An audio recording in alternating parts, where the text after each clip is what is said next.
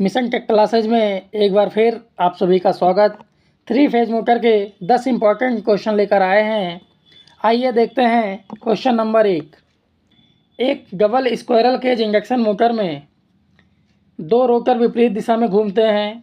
Stator में 2 समानांतर winding होते हैं, रोटर में 2 समानांतर वाइंडिंग होते हैं, स्टेटर में 2 सीरीज वाइंडिंग होती हैं। तो यहाँ पे जो ऑप्शन सही है, रोटर में 2 समानांतर वाइंडिंग होती हैं। Double squirrel cage induction motor में जो रोटर लगाया जाता है उस रोटर में 2 समानांतर वाइंडिंग होते हैं। क्लियर। अब बात करते हैं क्वेश्चन नंबर 2 की। स्लिप रिंग किसके बने होते हैं? इंपॉर्टेंट है, ध्यान दीजिएगा। स्लिप रिंग किसके बने होते हैं? Aluminium, carbon, phosphor bronze, cobalt steel. तो स्लिप रिंग जो बने होते हैं वो फास्फर ब्रांज के बने होते हैं। किसके बने होते हैं? Phosphor bronze. और जहाँ भी हम स्प्रिंग की बात करेंगे, स्प्रिंग जैसे मीटर में जो स्प्रिंग लगते हैं ये भी फास्फर ब्रांज के बने होते हैं। किसके? Phosphor bronze. क्लियर। अब बात करते हैं question number 3। Slip ring induction motor को ध्यान दीजिएगा। स्लिप रिंग इंडक्शन मोटर को चालू करने के लिए प्रयुक्त स्टार्टर होता है stator rheostat starter, auto transformer starter, rotor resistance starter, star delta starter. तो यहाँ पे जो सही है स्लिप रिंग के लिए स्पेशल एक ही स्टार्टर है जो है रोटर रेजिस्टेंस स्टार्टर। इसको बोलते हैं रोटर रियोस्टेट। क्या बोलते हैं? Rotor rheostat.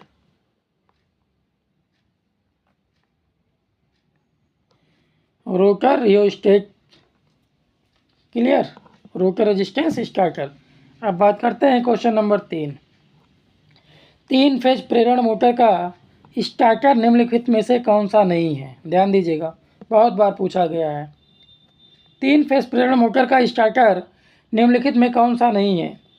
सीधे online starter, as a dual starter, star delta starter, तो star delta starter, 3 point starter, ये गलती से हो गया तीसरा, यहाँ होगा ऑटो ट्रांसफार्मर स्टार्टर।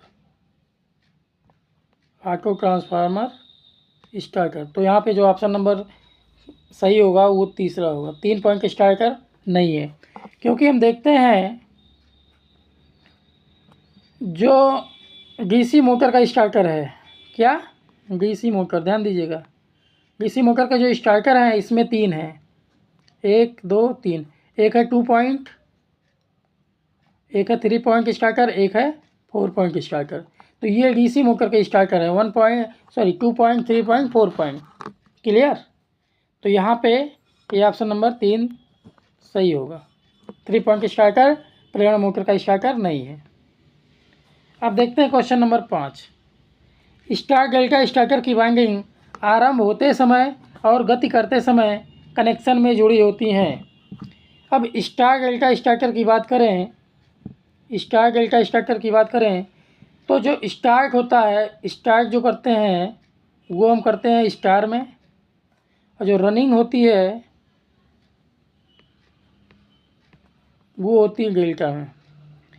क्योंकि जो स्टार्टिंग के समय में करंट होता है स्टार में वो होता है IP बराबर IL। IP बराबर IL। जो लाइन करंट होता है वो फेज करंट के बराबर होता है। रनिंग के समय जो होता है वो होता है BL बराबर BP। इम्पोर्टेंट है, इसीलिए हम इसको स्टार में चलाते हैं और बाद में डेल्टा में। तो पहले स्टार में और डेल्टा में। ऑप्शन नंबर 1 सही है। क्लियर। ध्यान दीजिएगा, इस पर वीडियो बना है, आप जाके प्लेलिस्ट में देख सकते हैं पूरा डिटेल। अब देखते हैं क्वेश्चन नंबर 6।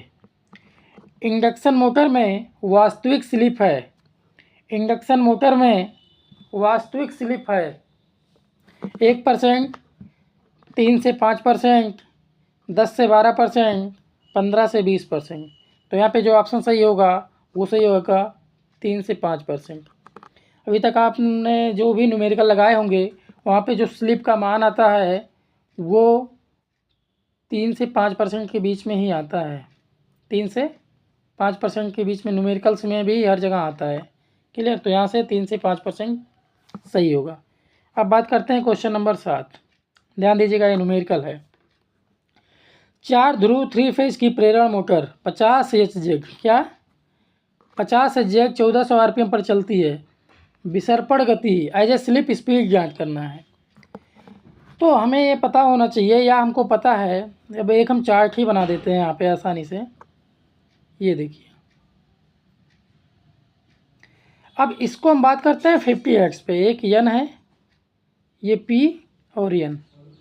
ये चार्ट को याद रखिएगा। हम 50 फ्रीक्वेंसी एजेक्ट पे बात कर रहे हैं। अगर 2 पोल है तो 3000 आरपीएम पे चलेगा। 4 है तो 1500 आरपीएम पे चलेगा। ये बात समझ में आ रहा है ना? बात समझ में आ रहा है कि नहीं? क्योंकि जो फार्मूला होता है आपका पी एन बटा 120 होता है, ये बराबर। तो यहाँ पे 2 रखे, 4 रखे, 6 रखे, इस तरीके से रख के आप आसानी से निकाल सकते हैं। तो इसको आपको याद होना चाहिए। एग्ज़ाम हॉल में ये निकालना ना पड़े, सीधे याद रहे। अगर 4 ध्रुव है तो पता हो जाना चाहिए। तो यहाँ पर यदि पोलों की संख्या 4 है, क्या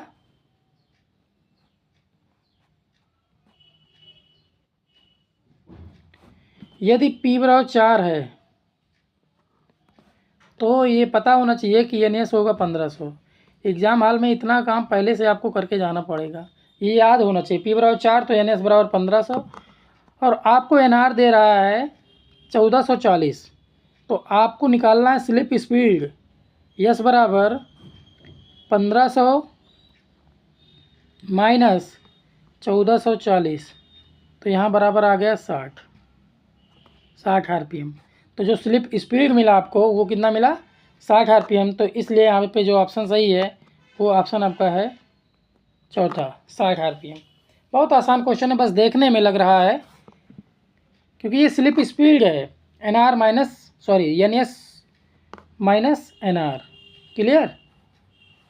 आइए देखते हैं क्वेश्चन नंबर 8। एक प्रेरण मोटर के रोटर का प्रतिरोध 0.2 ओम है। मतलब R2 बराबर 0.2 ओम और प्रतिघात 4 ओम है। X2 बराबर 4 ओम। उच्चतम वाला गुण के लिए स्लिप चाहिए। मतलब टार्क उच्च हो तो स्लिप क्या होगा? टार्क उच्च हो तो स्लिप क्या होगा? टार्क उच्च के लिए हम जानते हैं X2 बराबर R2 चाहिए।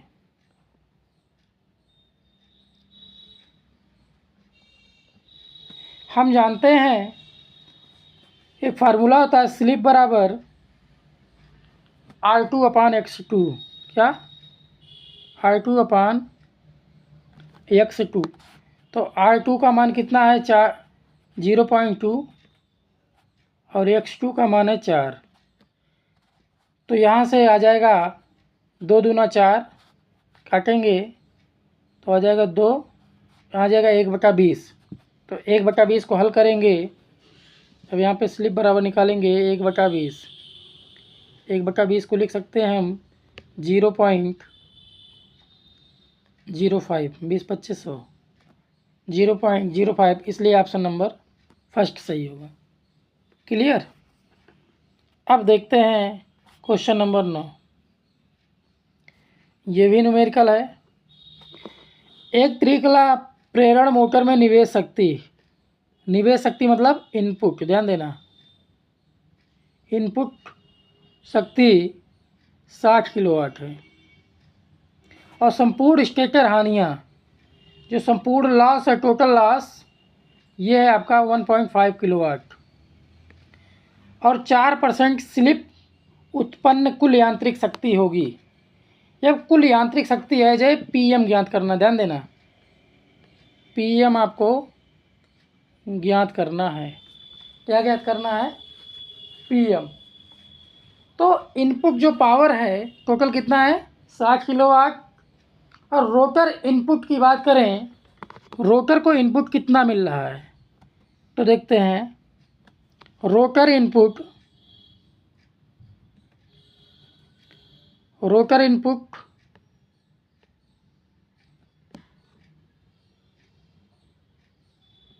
यानी कि पीजी बराबर रोटर इनपुट होगा total minus loss, total minus loss. तो ये कितना हो गया आपका 58.5, 58.5 पीजी आ गया। अब एक संबंध होता है आपका उत्पन्न यांत्रिक शक्ति, उत्पन्न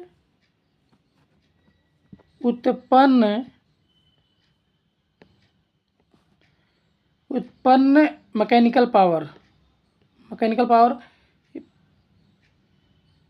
उत्पन्न मैकेनिकल पावर पीएम बराबर पीजी 1 माइनस एस। तो अभी जो पीजी का मान आया था वो आया था 58.5, 1 माइनस एस है 4%, तो इसको हम लिख सकते हैं 4/100 लिख सकते हैं ना। अब इसको हल करेंगे तो आपका आ जाएगा 56.16 किलोवाट। तो जो उत्पन्न यांत्रिक शक्ति की वो 56.16 किलोवाट, इसलिए ऑप्शन नंबर 2 सही है। आपको ये संबंध ध्यान देना है, ये संबंध बहुत इंपॉर्टेंट है। क्लियर। अब बात करते हैं क्वेश्चन नंबर 10 की। त्रिकला प्रेरण मोटर पर क्या प्रभाव होता है यदि लोड के साथ चालन के दौरान एक फेज विच्छेदित हो जाता है। ध्यान दीजिएगा, बहुत ही इम्पोर्टेंट है। एक फेज विच्छेदित हो जाता है मतलब एक फेज नहीं आ रहा है, तो इस प्रोसेस को सिंगल फेजिंग कहते हैं। पहली बात क्या कहते हैं, सिंगल फेजिंग। मतलब 3 फेज में से एक फेज डिस्कनेक्ट हो गया, 2 फेज आ रहा है लेकिन नाम दिया गया सिंगल फेजिंग। बहुत गलत होता है, ध्यान दीजिए। जब 3 फेज में से कोई एक फेज डिस्कनेक्ट हो जाए तो उस प्रक्रिया या उस प्रोसेस को सिंगल फेजिंग कहते हैं। अब दूसरा पॉइंट ऑप्शन देखते हैं। मोटर एक बार रुक जाती है, मोटर समान रूप से चलेगी, मोटर गुंजन ध्वनि के साथ धीमी गति से चलेगी, मोटर धीमी गति से चलेगी लेकिन कुंडली जल्दी ही जल जाएगी। ऑप्शन नंबर 4 सही है। मोटर तो धीमी गति से चलेगी लेकिन जो कुंडली गर्म होगी और जल्दी जलने के चांसेस बढ़ जाएंगे या जल्दी जल जाएगी। क्लियर। अगर ये वीडियो आपको अच्छा लगा हो तो चैनल को लाइक करें, सब्सक्राइब करें, शेयर करना ना भूलें। थैंक यू, धन्यवाद। इसी तरीके से हम लाते रहेंगे नए नए वीडियो। ओके।